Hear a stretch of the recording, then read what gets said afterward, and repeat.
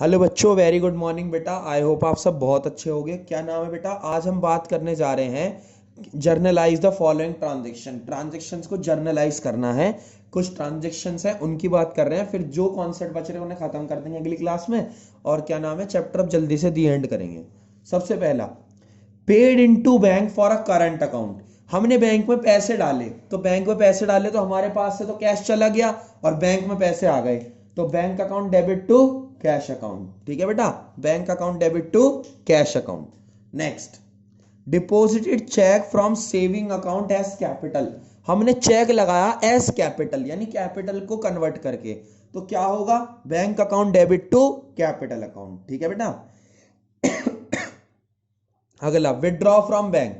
Withdraw from bank का मतलब है हमने बैंक से पैसे निकाले तो हमारे पास कैश आ गया, cash account debit to bank account. ठीक है, लेकिन सुनो, हाँ, अगर इसमें लिख देता फॉर पर्सनल यूज तो क्या करते हैं हम? ड्राइंग कर देते थे, लेकिन अभी तो विड्रॉ फ्रॉम बैंक है केवल, तो इसका मतलब ऑफिस यूज ही है।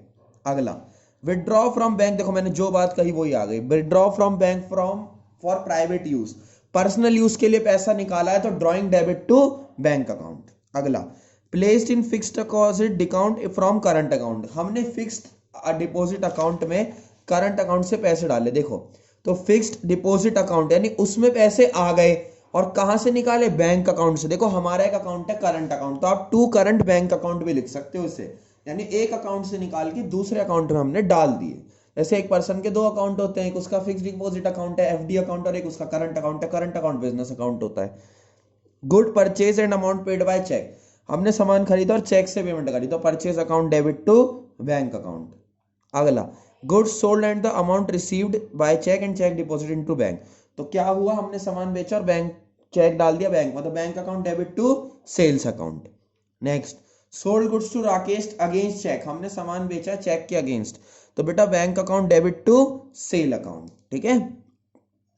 Cheque of Rakesh deposited into bank. जब भी हम किसी का चेक डिपॉजिट करते हैं ना तो बैंक में पैसे आते हैं, तो bank debit to cheque in hand account लिखना। हमारे पास जो हाथ में चेक होता है ना उसे चेक इन हैंड कहते हैं, तो bank account debit to cheque in hand लिखना हमेशा। ठीक है बेटा।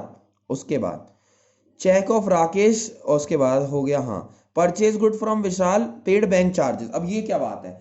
हम जब भी किसी का चेक जो है हम किसी को पेड कर रहे हैं और उसके ऊपर बैंक चार्जेस है, तो देखो हम उसे जब भी पेड करते हैं ना, यहाँ पर मैं आपको एंट्री दिखाता हूँ, हमने उसे परचेज करा सामान तो परचेज टू बैंक तो हो गई, लेकिन कुछ बैंक चार्जेस ना एक खर्चा है, तो बैंक चार्जेस हमारे बैंक से काटे जाते हैं। किसी भी स्पेशल काम जो हमने करा है या हमारी ट्रांजेक्शन्स है उसके चार्जेस हैं, तो उसके चार्जेस को काटा जाता है। तो क्या होता है? बैंक चार्जेस तो होते हैं डेबिट, यानी बैंक चार्जेस जो है वो खर्चा है उसे हम डेबिट करते हैं और हमारे बैंक से कटता है, इसलिए टू बैंक लिखते हैं। ठीक है बेटा।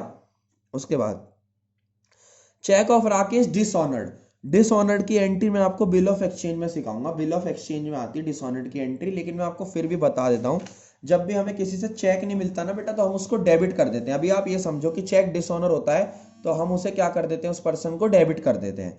तो क्या होगा? राकेश डेबिट, और बैंक से में पैसे आने थे लेकिन बैंक में पैसे आए नहीं, तो टू बैंक अकाउंट कर देंगे। ठीक है बेटा। Received bank draft and Rakesh deposit into bank. हमने बैंक ड्राफ्ट किसी से लिया और डिपॉजिट कर दिया बैंक में, तो क्या होगा? Bank account debit to Rakesh, क्योंकि चेक मिला राकेश से और बैंक में पैसे आ गए, तो bank debit to Rakesh. Goods return, good return की मैं आपको कॉन्सेप्ट सिखाऊंगा, और ये रिसीव फ्रॉम बैंक हो गया। अब मैं आपको गुड्स रिटर्न का सिखा देता हूँ, गुड्स रिटर्न की एंट्री सिखा देता हूँ। सुनो बेटा, फिर नेक्स्ट क्लास में हम और क्वेश्चन करेंगे इसके।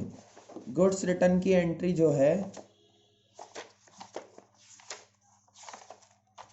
देखो मैं यही बता देता हूँ नीचे। दो चीजें हैं, या तो परचेज रिटर्न होगी, खरीदा हुआ माल आपने वापस करा है, या एक होगी सेल रिटर्न, आपके पास बिका हुआ माल वापस आ गया, आपने कोई सामान बेचा, आपका सामान वापस करा। जब आप रिटर्न करते हो तो जिस बंदे से खरीदा था, यानी जो सप्लायर था आपका, उसे वो सामान वापस मिल जाता है और आपके पास से सामान चला जाता है, तो परचेज रिटर्न अकाउंट आता है। ठीक है, परचेज रिटर्न अकाउंट आता है। और जब सेल रिटर्न होती है तो आपके पास सामान वापस आता है, तो सेल्स रिटर्न अकाउंट डेबिट, और जिस पर्सन से मतलब जिसने परचेज किया था, परचेजर लिख लो उसे, जिस परचेजर ने सामान खरीदा था उसे आप क्रेडिट कर देते हो, क्योंकि उसके पास से सामान चला गया और आपके पास सामान आ गया। और जब आप रिटर्न करते हो तो आप सप्लायर को डेबिट करते हो टू परचेज रिटर्न। ठीक है बेटा। कोई दिक्कत आए तो आप मुझे बता देना, और नेक्स्ट क्लास में हम आगे के क्वेश्चंस भी कर लेंगे और चैप्टर जल्दी जल्दी अब खत्म हो जाएगा। Thank you so much.